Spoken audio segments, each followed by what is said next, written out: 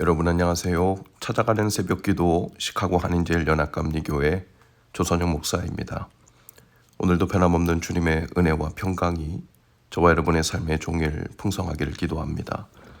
오늘 말씀은 누가복음 18장 15절에서 23절까지 말씀입니다.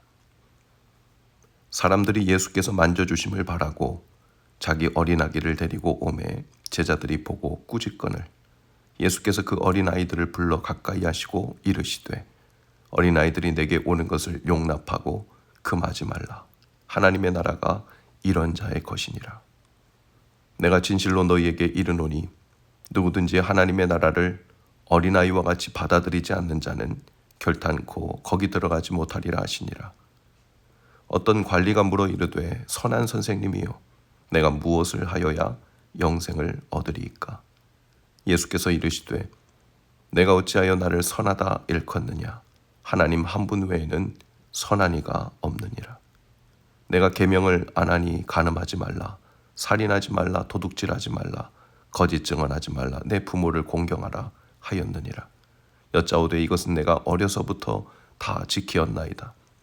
예수께서 이 말을 들으시고 이르시되 내게 아직도 한 가지 부족한 것이 있으니 내게 있는 것을 다 팔아 가난한 자들에게 나눠주라. 그리하면 하늘에서 내게 보화가 있으리라. 그리고 와서 나를 따르라 하시니 그 사람이 큰 부자이므로 이 말씀을 듣고 심히 근심하더라. 아멘. 어쩌다 정신과 의사라는 책에 이런 내용이 나옵니다. 다들 아빠만 찾는 둘째 모습을 신기해하며 바라보고 있을 때 소아정신과를 전공한 친구가 내게 말했다. 내가 볼 땐 100점짜리 육아를 하려는 형이 문제야. 그런데 100점짜리 육아라는 것이 당연히 안 되고 그래서 노력하다 지친 부모는 결국 0점짜리 모습을 자꾸 보이게 되거든. 그런데 그게 아이에게는 훨씬 안 좋아. 조금 부족한 듯해도 꾸준한 70점짜리 부모가 되는 게 아이에겐 더 좋거든. 부모가 기준을 너무 높게 잡으면 쉽게 지치게 되고 자칫 자녀에게 일관성 없는 모습을 보여주면서 도리어 0점짜리 부모가 될 수 있다는 위험성을 말해주고 있습니다. 전문가들은 차라리 조금은 부족해 보여도 자녀에게 일관성 있는 모습을 보여주는 것이 더 중요하다고 말합니다. 위대한 교육론을 쓴 루소는 위대한 교육관을 붙들고 자녀들을 대하다 자신의 5 자식을 모두 망쳤다고 고백했습니다. 위대한 교육론이 나쁜 게 아니라 일관성의 중요성보다 위대한 교육론을 더 중요시했기 때문일 겁니다. 때로는 자녀들에게 옳고 그름을 분별하도록 가르친다는 것이 기준을 너무 높이 잡게 되면 아이들이 선악을 분별하는 지혜를 배우는 것이 아니라 도리어 선악의 이분법적 삶이라는 부정적 시각을 가진 삶으로 미끄러지기 쉽다는 것입니다. 유대인들이 비슷한 방식으로 율법주의적 삶으로 미끄러져 들어갔죠.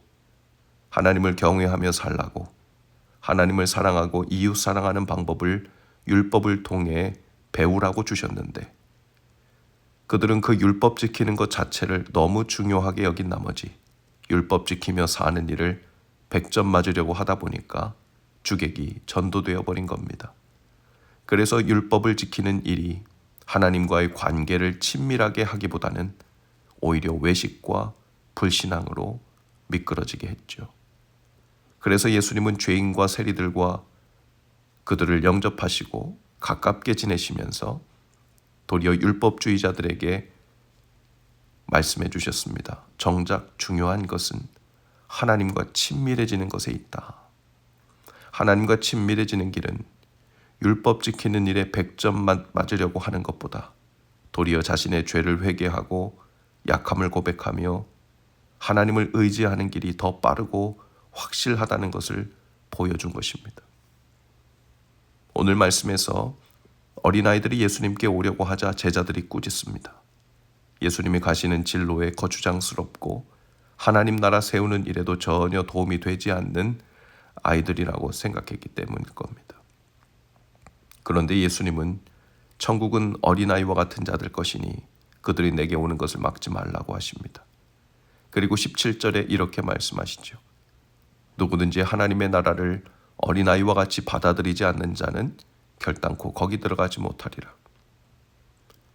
어린아이와 같이 하나님 나라를 받아들여야 천국에 합당하다는 이 말씀은 어떤 의미일까요?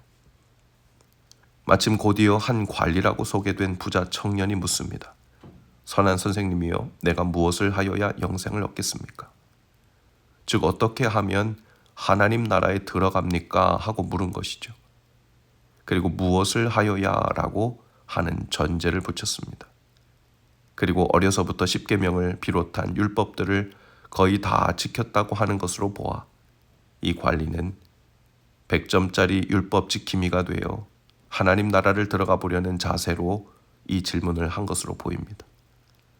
어려서부터 한다고 했는데 아직 율법 지키는 일을 통한 자신의 의로움이 100점까지는 못 미치는 것 같아서 구원받을 확신이 없었던 겁니다.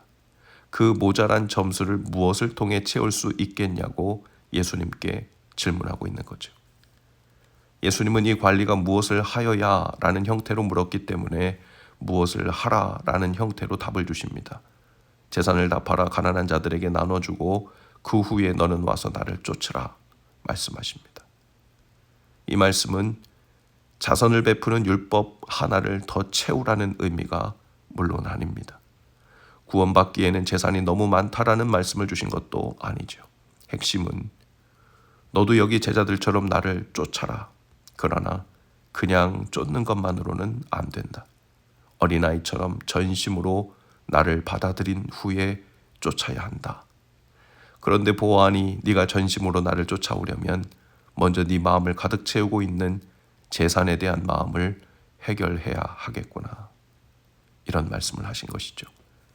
결국 어린아이와 같이 하나님 나라를 받아들이지 않으면 천국에 합당치 않다라는 말씀은 이 젊은 부자 관리를 통해 예를 들어주신 것입니다. 전심으로 즉 하나님 나라 혹은 구원받은 자의 삶을 사는 것, 예수님의 뜻을 따라 그의 나라와 의를 위해 사는 삶이 내 삶에서 가장 중요한 자리에 있는가 하는 것을 말씀하시는 겁니다. 이 관리는 영생에 대한 갈증보다 재물에 대한 집착이 더 컸고 주님을 따르는 것보다는 자신이 누리고 싶은 자신의 삶에 대한 애착이 더 많아 근심했다고 했습니다. 결국 그 재물에 걸려서 주님을 따르지 않았다면 그 많은 재물은 이 사람에게 과연 복이었을까요? 저주였을까요? 예수님은 마태복음 5장에서의 첫 가르침, 즉 산상수훈에서의 그 8가지 팔복, 그 복에 대해서 가르치셨는데 그 첫 가르침은 이렇게 시작합니다. 심령이 가난한 자는 복이 있나니 천국이 저희 것이며. 여기서 심령이 가난한 자는 누구일까요? 어린아이들이고 어린아이들과 같이 하나님 나라를 받아들이는 사람들입니다. 그가 누구든 얼마를 가졌든 명예가 있든 없든 심령이 가난한 사람이란 하나님 나라를 어린아이처럼 자신의 삶의 전부로 전적으로 받아들이는 사람을 말합니다. 그것이 재물이든 자아이든 자신의 꿈과 비전이든 하나님 나라와 주님의 뜻이 아닌 다른 것으로 이미 그 속이, 그 심령이 채워져 있는 사람은 하나님 나라를 어린아이와 같이 전적으로 받아들이며 구하며 살려고 하지 않죠. 그런 의미에서 우리 삶에 하나님의 능력이 나타나는 비결은 우리의 강함이 아니라 도리어 약함 속입니다. 나의 약함에 대한 인식임과 동시에 하나님과 하나님 나라만을 전부로 삼고 소망을 두는 태도에 있습니다. 그리고 그 약함으로 인해 얻는 가장 큰 능력은 바로 하나님과의 친밀함이죠. 세리와 죄인들이 그 인생의 점수로 보면 70점도 안 되는 사람들이 자신의 약함을 인정하고 그 속을 비운 채로 예수님 앞으로 나온 후에 회개하고 하나님 나라를 전적으로 받아들였습니다. 그리고 하나님을 자신들의 아버지로, 예수님을 자신들의 구주로 삼았죠. 즉 자신들의 약함으로 인해 주님과의 친밀함을 얻은 것입니다. 그러니 심령이 가난한 것, 애통한 것, 온유한 것, 의에 줄이고 목마른 것, 이 모든 것은 복이 되는 것이죠. 그것들이 모두 하나님과의 친밀함으로 인도해 줄 가능성이 더 크기 때문입니다.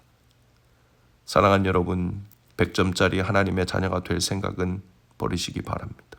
될 수도 없고 되려고 해서도 안 됩니다. 도리어 가난한 마음과 약함을 인정하고 하나님 나라를 전적으로 받아들여 삶의 중심에 주님을 모시고 사는 삶으로 전환하기를 애쓰시고 구하시기 바랍니다. 그러면 하나님과 더욱 친밀하게 되고 그것이 우리 삶의 참 능력이요 힘이 되는 줄로 믿습니다. 그 힘과 능력으로 더 복 있는 삶, 더 은혜가 풍성한 삶 되실 수 있기를 주님의 이름으로 축복합니다. 기도하시겠습니다. 주님, 저에게 오늘도 세상에 대하여는 가난한 마음을 주시고 주님을 향해서는 부한 마음을 주셔서 하나님 나라를 전적으로 받아들이는 삶을 살게 하옵소서. 부족함과 연약함 속에서 주님을 더욱 단단히 붙잡고 사는 참 능력을 주옵소서. 예수님 이름으로 기도합니다. 아멘. 여러분, 오늘도 말씀 동행으로 화이팅입니다. 저는 내일 아침에 다시 찾아오겠습니다.